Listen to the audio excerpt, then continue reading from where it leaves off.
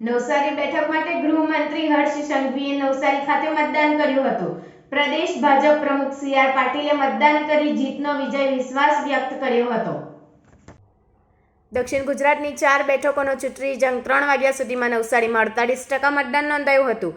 મતદાન વધારવા માટે ભાજપના કાર્યકર્તાઓએ થાળી વગાડી મતદારો જંગ્યા।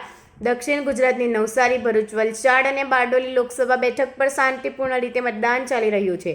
સવારે 7 થી બપોરે 3 વાગ્યા સુધીમાં 4 બેઠકો પર સરેરાશ 53% મતદાન થયું છે।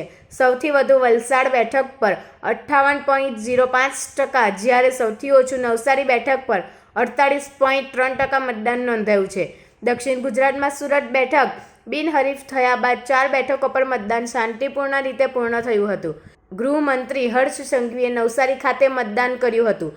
પ્રદેશ ભાજપ પ્રમુખ સી.આર. પાટીલે મતદાન કરી જીતનો વિજય વિશ્વાસ વ્યક્ત કર્યો હતો। સુરત ક્રાઇમ બ્રાન્ચે પકડેલા મૌલવી બાબતે હર્ષ સંઘવી પોતાના નિવેદન જણાવ્યું હતું કે એક મૌલવી દ્વારા હિન્દુ નેતાને મારી નાખવાની સોપારી લેવામાં આવી હતી।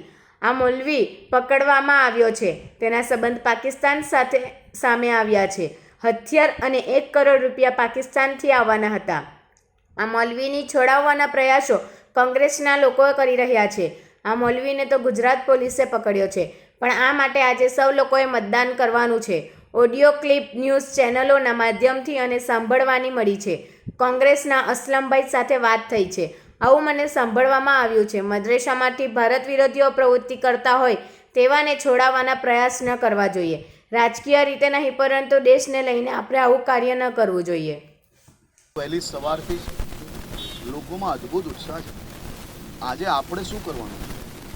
આજે આપણે સૌ લોકોએ આપણા ભવિષ્ય ઉજ્જવલ કરવા માટે આપણો હક સંપૂર્ણ ઉપયોગ કરવાનો છે। માત્ર પોતાના 10-15 મિનિટ સમય આપીને આપણે આપણા દેશના વિકાસની ગતિને આગળ વધારવાની છે।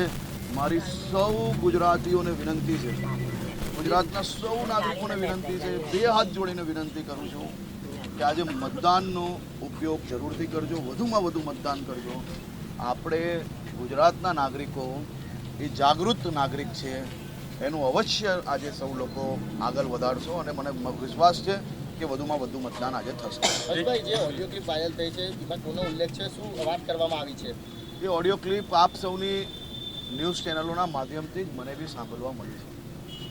એમાં ખાસ કરીને જે ન્યૂઝ ચેનલનું કેવું છે એ પ્રકારે કોઈક મૌલવી અને કોઈ કોંગ્રેસના નેતાની વાતચીત થઈ રહી છે અને એમાં ખાસ વર્ણન કરવામાં આવે છે કે कांग्रेस के असलम भाई से बात हुई है, वकील की व्यवस्था करके जामीन की व्यवस्था हो। आ खूब दुखनो विषय है। તમારી ચેનલોના માધ્યમથી મને આ સાંભળવા મળ્યું અને આપ સૌ લોકોએ બી જોયું છે। આ પ્રકારના લોકોને છોડાવવા માટે આપણે કોઈ બી પ્રકારની મદદ ના કરવી।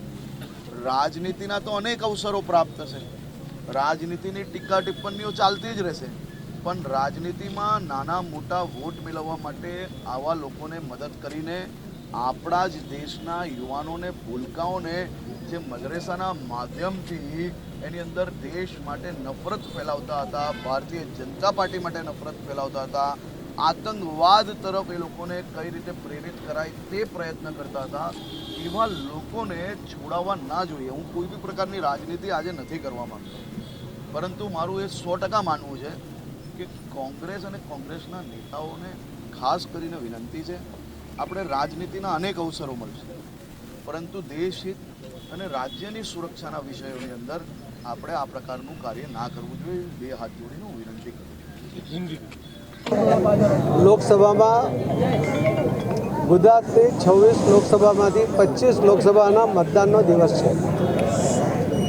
આપણા દેશમાં, આખા દુનિયામાં સૌથી મોટી લોકશાહી, સૌથી મજબૂત કહી શકાય એવી લોકશાહી, એને વધુ મજબૂત કરવા માટેનો આ પર્વ છે અને આવા પર્વમાં હું સૌ મતદાર ભાઈ બહેનોને મારી વિનંતી પણ છે કે આપણે સૌએ આપણને મળેલા મતદાનના અધિકારનો ઉપયોગ કરવો જોઈએ। જે યુવા મતદારો કે જેમને પહેલીવાર મતાધિકાર પ્રાપ્ત થયો છે, એમને પણ મારી વિનંતી છે કે એમણે પણ પોતાના મતાધિકારનો ઉપયોગ કરવો જોઈએ। લોકશાહીને મજબૂત કરવા માટે આ પ્રયત્ન છે અને એ પ્રયત્નમાં બધાએ પોતે ભાગ લેવો જોઈએ. જે દેશોમાં સન્મુક્તાશાહી છે, લશ્કરી શાસન છે, ત્યાંના નાગરિકો આ લોકશાહી માટે અને મતાધિકાર મળે એના માટે તડપતા હોય છે. જ્યારે આપણને મતદાન કરવાનો જે અધિકાર આપણને પ્રાપ્ત થયો છે તો આપણે પણ એ મતદાનના અધિકારનો વર્ષો પછી જ્યારે આપણને લગભગ 75 વર્ષથી આઝાદી પ્રાપ્ત થઈ છે ત્યારે હજુ પણ આપણે મતદાન માટે ઉદાસીન હોય એવું ઘણીવાર બને છે.